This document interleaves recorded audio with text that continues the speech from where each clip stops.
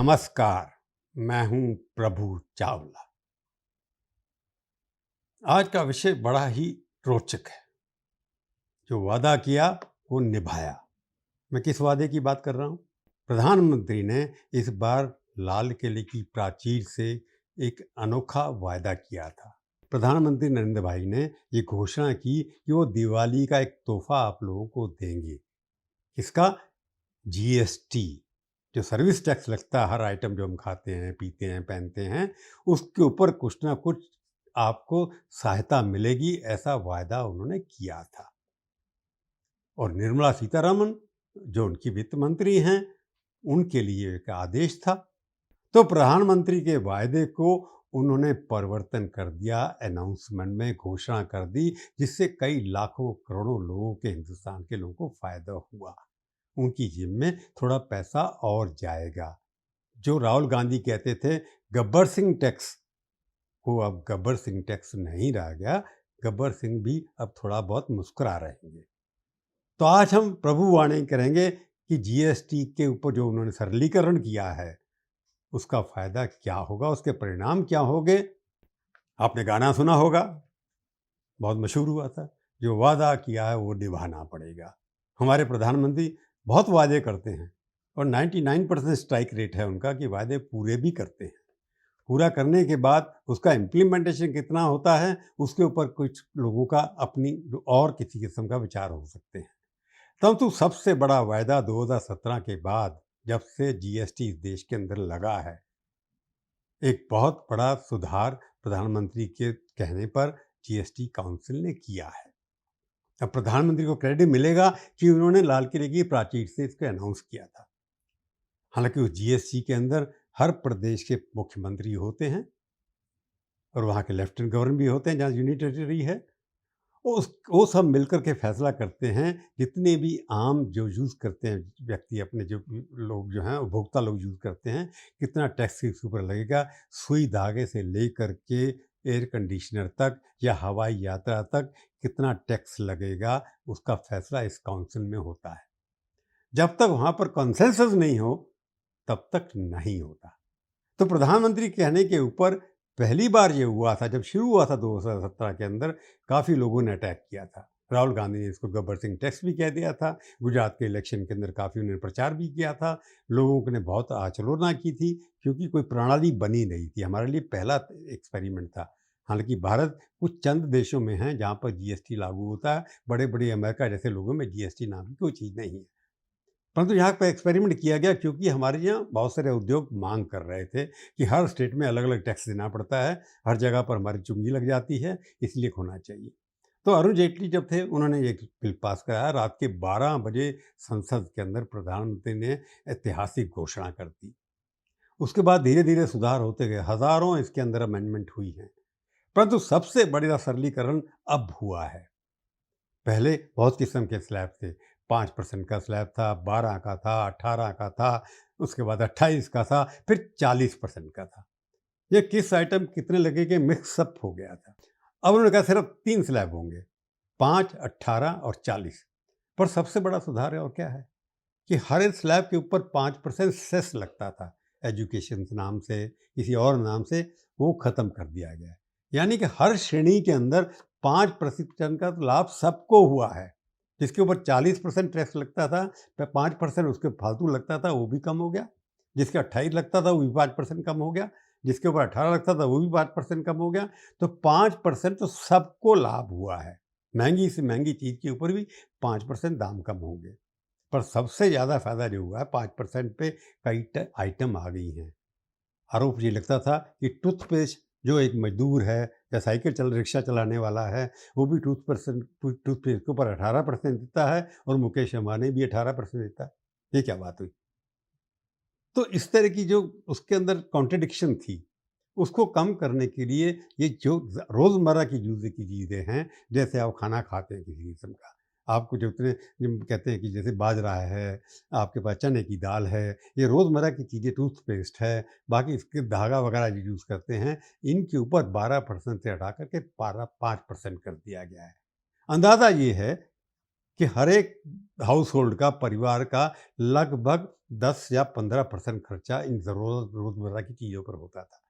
तो 15% अगर कोई आदमी ₹1000 का खर्च करता था, तो उसको कम से कम इससे ₹1000 महीने की बचत होगी, ऐसा अनुमान है अर्थशास्त्रियों का। तो लोअर मिडिल क्लास, जो नीचे तबके के लोग हैं, उनकी रोज़मर्रा की चीज़ों के लिए लगभग हर एक की पॉकेट में 10 या 15% इनकम ज़्यादा जाएगी। उससे कंज़म्पशन भी बढ़ेगी, उनके पैसे कहीं और भी खर्च होंगे, ऐसा मानना ही है। परंतु 12% पे जो लेकर के आए हैं, उसमें जैसे गाड़ियाँ हैं, देश के अंदर वाहन बहुत हैं, हमारे यहाँ हिंदुस्तान के अंदर सबसे ज़्यादा गाड़ियाँ बिकती हैं, मोटरसाइकिल बिकती हैं। उसके ऊपर पूरा टैक्स लग रहा था, 28% टैक्स लगा हुआ था। उसको ला कर के उन्होंने 18% पे लाकर खड़ा कर दिया। 18% के अंदर लगाने से क्या है कि वहाँ पर कम करने से मारुति जैसी गाड़ियाँ हमारी जो बिकती हैं, लगभग लगभग मेरा उनका कहना है कि 15 या 20 लाख गाड़ियाँ अगर बिकती हैं, मोटरसाइकिल सबसे ज़्यादा बिकती हैं देश के अंदर, तो उससे कम करने से मारुति के लगभग 30 मॉडल हैं। उन 30 मॉडल में एक गाड़ी जो 15 लाख की थी, जो 12 लाख की थी, तो 8 लाख की थी, हर गाड़ी में मैक्सिमम ₹88,000 कम हुए हैं, सिर्फ स्लैब बदलने से। ज़्यादा से ज़्यादा 28,000, 88,000 और कम से कम 42,000। जो मैं बताता हूँ, जैसे उनकी गाड़ी थी स्विफ्ट, उसकी गाड़ी की कीमत ₹88,000 कम हो गई। ऑल्टो की 55,000 कम हो गई। मारुति इको जो है उसकी 70,000 कम हो गई। तो जो आम आदमी, जो मिडिल लेवल लोग हैं, जो नौकरी पेशा लोग हैं, जो छोटी गाड़ी रखते हैं, उनको लगभग गाड़ी खरीदने के लिए 70 या 80,000 कम हुए। परंतु बल्ले-बल्ले किसकी हुई? मारुति की।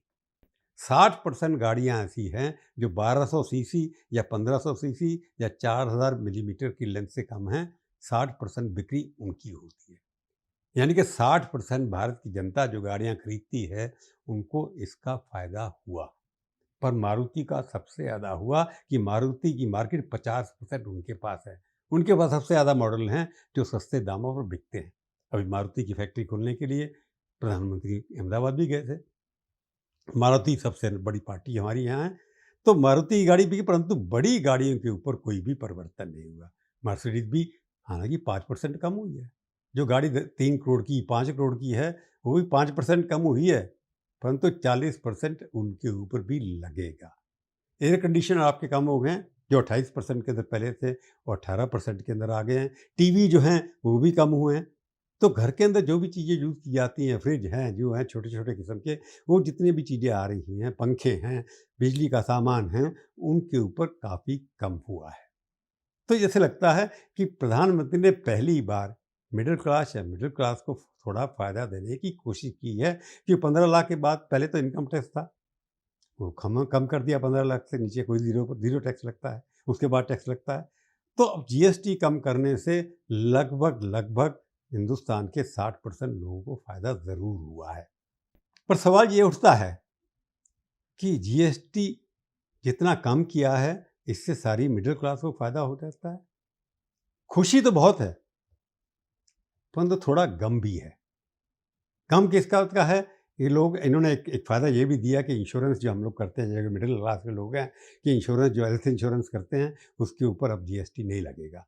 कि अब बीमा कराते हैं आप बीमारी के लिए, तो पहले उसके ऊपर 18% लगता था, अब नहीं लगेगा। लाइफ इंश्योरेंस कराते हैं लोग 50,000 की, 60,000 की, 1 लाख की, उसके ऊपर भी कोई टैक्स अब नहीं लगेगा। परंतु बहुत कम लोग इंश्योरेंस कराते हैं, पर भी फिर इसका भी फ़ायदा भी होगा। परंतु बहुत सारे लोग आजकल यात्राएँ करते हैं। एयर टिकट लेनी है, जहाज़ में बहुत लोग जाते हैं। हमारे जहाज़ की जो ट्रैवल करने वालों की संख्या लगातार बढ़ती चली जा रही है। पिछले 10 सालों के अंदर 100% लोग ज़्यादा ट्रैवल करते हैं। ट्रेन हमारी बढ़ी की बढ़ी हैं, तो उन ट्रेन के ऊपर, एयर कंडीशन ट्रेन के ऊपर या बाकी के ऊपर जीएसटी कम नहीं हुआ है। वो उतना का उतना देना पड़ेगा। होटल में रहने के लिए, क्योंकि ट्रैवल करेंगे, आप यात्रा करेंगे तो होटल में भी रहेंगे। तो ₹1,000 से ज़्यादा जो कमरा है, उसके ऊपर 12% अभी टैक्स लगेगा। उससे ऊपर जो है, उसके ऊपर 18% भी लगेगा। हालाँकि 40% शराब के ऊपर भी लगेगा, तम्बाकू के ऊपर भी लगेगा। ये ऐसी चीज़ें हैं जिनके ऊपर ज़्यादा टैक्स लगना चाहिए। परंतु हॉस्पिटैलिटी इंडस्ट्री, मिडल लेवल का टूरिस्ट जो है, वो टैक्सी लेगा, उसके ऊपर जो किराया लगेगा, उस पर भी टैक्स देना पड़ेगा उसको। वो खाना एयर कंडीशनर होटल में खाएगा जा कर के, उसके ऊपर भी उतना टैक्स देना पड़ेगा। तो जो आप यात्रा करते हैं, टूरिस्ट लग्ज़री ट्रैवल करते हैं या छुट्टियाँ लेते हैं, हालाँकि बच्चों की किताबें, कॉपियाँ सस्ती होंगी, परंतु बाकी जो बच्चों को आप लेके जाते हैं, सिनेमा में लेके के जाते हैं या कहीं ले जाकर के जाते हैं, उसके ऊपर 18% तो टैक्स देना ही पड़ेगा।